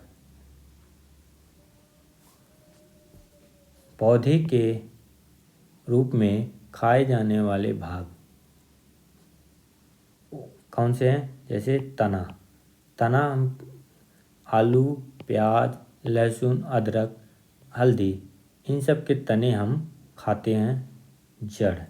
किनके जड़ खाया जाता है? मूली, गाजर, शलजम, चुकंदर, इनके जड़ हम खाते हैं। अगला अपना है पत्ता।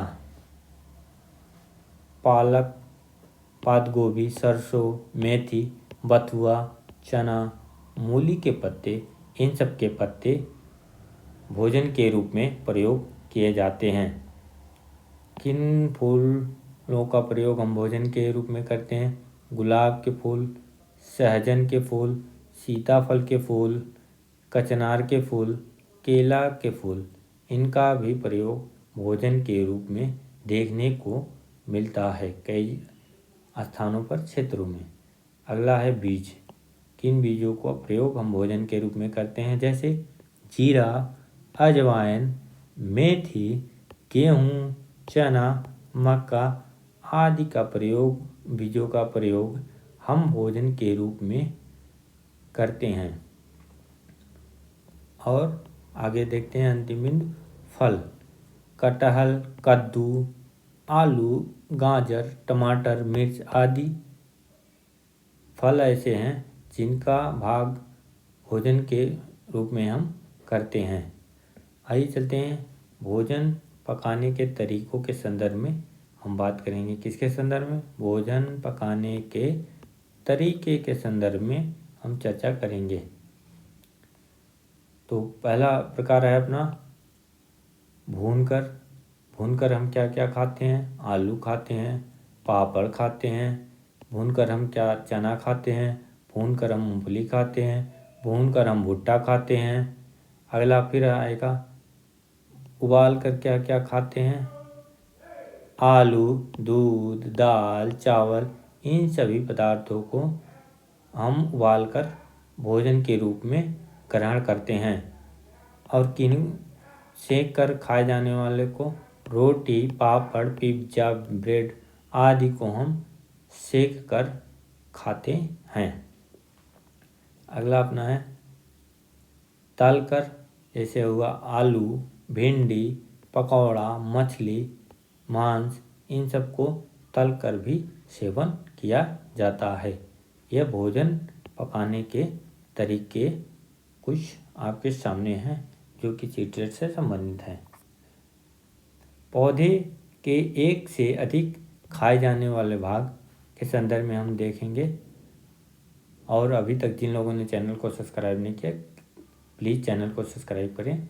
और आज आप देख रहे हैं ईवीएस का फुल मैराथन क्लास। जड़ और पत्ते किसके खाए जाते हैं? मूली के। फूल और फल किसके खाए जाते हैं? केला, सीताफल, सहजन के फूल और फल दोनों खाए जाते हैं। बीज किसके खाए जाते हैं? बीज और पत्ते, चना और सरसों के बीज और पत्ते खाए जाते हैं। चना, तना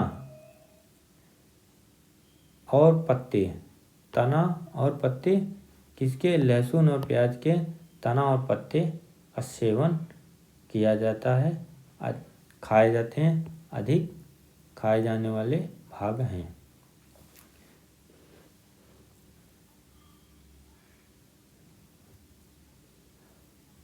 आप देख रहे हैं लर्नर एजुकेशन के द्वारा ईवीएस का मैराथन क्लास। अब हम बात करेंगे कुछ राज्यों से विशेष व्यंजन के संदर्भ में हम बात करेंगे। आइए हम इसके संदर्भ में देखते हैं कुछ राज्यों के से भोजन के संदर्भ में विशेष व्यंजन क्या क्या आपको देखने को मिलेंगे। तो पहला राज्य है छत्तीसगढ़। छत्तीसगढ़ में आपको लाल चीटी की चटनी मिलेगी देखने को। किसकी चटनी मिलेगी? लाल चीनी की चटनी देखने को मिलेगी। दूसरा है केरल। केरल टेपियोका, अवियल, किसी भी खाने में नारियल के बुरादे देखने को मिलेंगे। मसालों का घर किसे कहा गया है? केरल को कहा गया है। शांत घाटी भी केरल को कही जाती है। भारत की सबसे बड़ी जैव विविधता का क्षेत्र किसे माना गया है? केरल को माना गया है।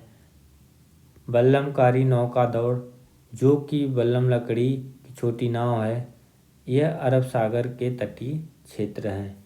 इन सब का समायोजन या ये सब का प्रचलन आपको केरल राज्य में सर्वाधिक देखने को मिलता है।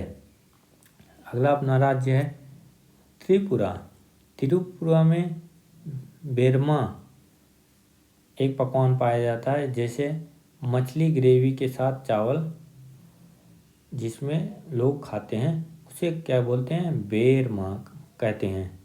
मेघालय। अगला स्टेट अपना राज्य है तुंगपत। तुंगपत मछली की चटनी को कहते हैं, किसे कहते हैं, तुंगपत मछली की चटनी को कहते हैं। विश्व का सबसे आर्द्रतम स्थान मानसीनराम कहाँ पाया जाता है, मेघालय में पाया जाता है, जो कि सर्वाधिक वर्षा वाला क्षेत्र है। मेघालय में क्या पाया जाता है, मानसीनराम, जहाँ सर्वाधिक वर्षा होती है। यह सर्वाधिक आर्द्र स्थान है। दूसरा स्थान है चेरापूंजी। चेरापूंजी को दूसरे स्थान पे रखा गया है। तीसरा अपना बिंदु है पश्चिम बंगाल।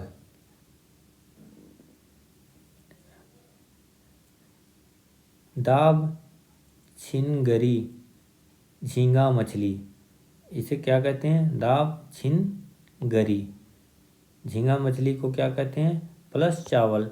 यह प्रमुख भोजन के रूप में देखने को मिलता है। संदेश रसगुल्ला, दक्षिणेश्वर मंदिर, गंगा सागर मेला, ये सभी स्थान बंगाल की खाड़ी के किनारे का राज्य है, जहाँ पे आपको देखने को मिलेगा। दक्षिणेश्वर मंदिर, गंगा सागर मेला भी आपको पश्चिम बंगाल में ही देखने को मिलेगा। अगला अपना राज्य है राजस्थान। राजस्थान में मलाई घेवर। भारत का सबसे गर्म रेगिस्तान किसे माना जाता है, राजस्थान को।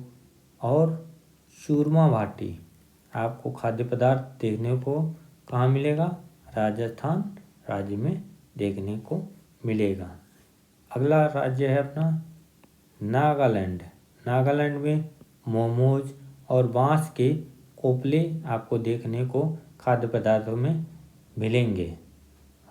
कौन से मिलेंगे, मोमोज और बांस के कोपले।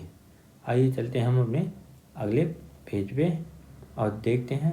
अगला अपना है पंजाब राज्य।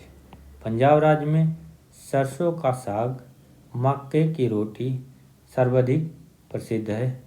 यहाँ पे ही स्वर्ण मंदिर का शहर है तथा स्थान कौन सा है, अमृतसर। अमृतसर में क्या है, स्वर्ण मंदिर का शहर है।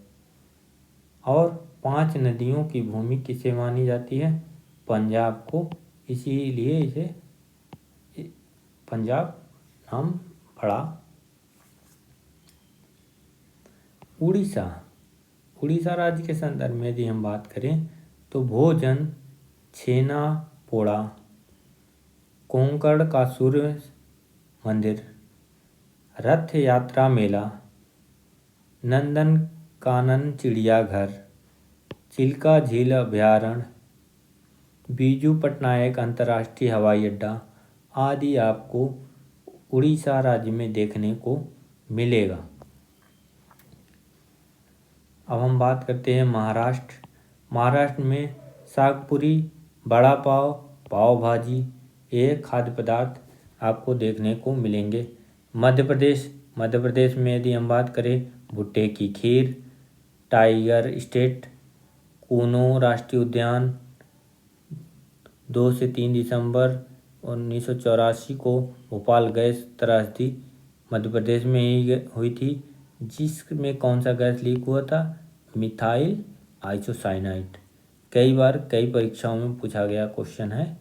मिथाइल आइसोसाइनाइड गैस का कांड कहाँ हुआ था? भोपाल में, मध्य प्रदेश राज्य में। अपना अगला राज्य है झारखंड। रुगड़ा मशरूम को कहते हैं, यह प्रसिद्ध भोजन है। और कछुआ रोटी, मछुआ रोटी है, मड़ुआ रोटी है। मड़ुआ रोटी कहाँ पे प्रसिद्ध है? झारखंड में। मड़ुआ रोटी कहाँ पे है? झारखंड में प्रसिद्ध है। अगला अपना राज्य है जम्मू कश्मीर। जम्मू कश्मीर में राजमा, कहवा, कलपड़ी, पनीर, सरसों के तेल में बनी मछली। किसमें? सरसों के तेल में बनी मछली आपको कहाँ देखने को मिलेगी? जम्मू कश्मीर में। जबकि केरल में आपको नारियल के तेल में मिलेगा। गुजरात राज्य की चर्चा करें, ढोकला क्या प्रसिद्ध है? ढोकला, लेमन राइस, गिरि राष्ट्रीय उद्यान, कच्छकारण जंगली गधों का अभयारण्य कहाँ पे प्रसिद्ध है? गुजरात राज्य में आपको देखने को मिलेगा। अब गोवा केंद्र शासित प्रदेश के संदर्भ में बात करेंगे। नारियल के तेल में बनी मछली। नारियल के तेल में बनी मछली कहाँ है? गोवा राज्य में। और जबकि सरसों के तेल से बनी मछली आपको जम्मू कश्मीर में देखने को मिलेगी। महावीर अभयारण्य कहाँ पे है? गोवा में है। इसके बाद अरब सागर के तट पर स्थित है कौन सा अपना स्थान? गोवा। इसके बाद आता है अपना बिहार राज्य। बिहार में क्या प्रसिद्ध है? लिट्टी चोखा, दाल भात। नेपाल के साथ अंतर्राष्ट्रीय सीमा साझा करता है भारत का बिहार राज्य।